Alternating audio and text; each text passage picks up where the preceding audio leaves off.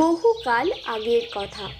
গ্রামে হারান নামের এক কৃষক বাস করত। তার ছিল এক খুবই সুন্দর ফুটফুটে মেয়ে। তার নাম ছিল ফুল।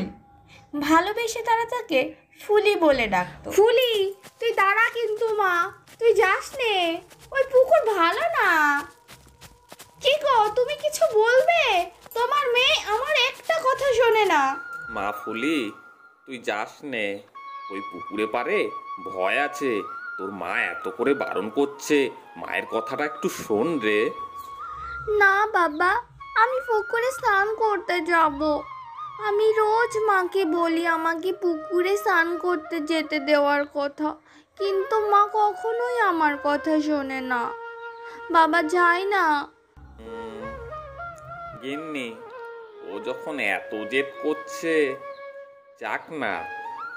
এখন তো শুনতে পাই যে অনেকেই নাকি যায় পুকুর পাড়ে স্নান করতে।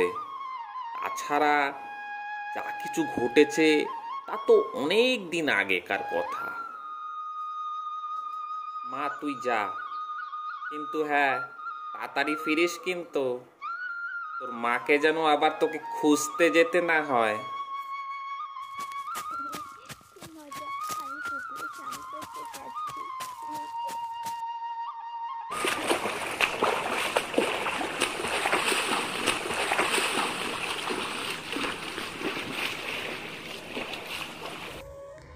ইস, এই ছোট্ট মাছটা কাদার মধ্যে আটকে পড়েছে।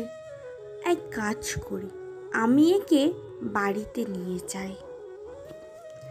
এই মাছটা অনেক সুন্দর। মাছটার চোখে মুখে কেমন যেন মায়া আটকানো আছে।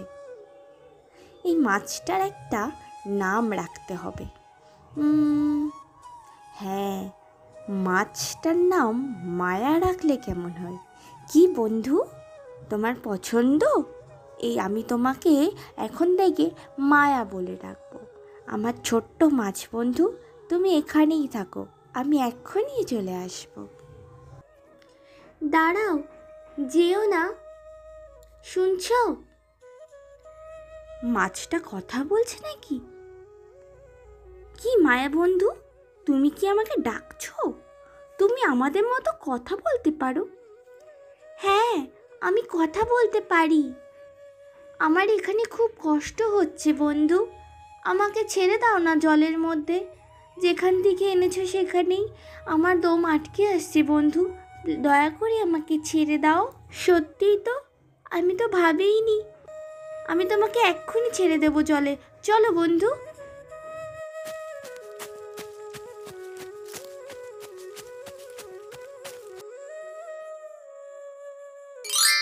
ধন্যবাদ তোমাকে, তুমি আমাকে জলে ছেড়ে দিলে বলে আমি আজকে প্রাণ ফিরে পেলাম, নাইলে ওই ছোট্ট জায়গাতে আমি আজকে মরেই যেতাম। এ কি, তুমি মানুষ? না না, আমি মানুষ না, আমি মৎস্যকন্যা। এই জলের নিচেই আমাদের রাজ্য আছে, আমি এখানকার রাজকন্যা। তোমার নাম কি? আমার নাম ফুল। মা বাবা আমাকে ফুলি বলে ডাকে। তাহলে আমিও তোমাকে ফুলি বলেই ডাকবো। তুমি আমার সাথে চলো, মা বাবা তোমাকে দেখে অনেক খুশি হবে।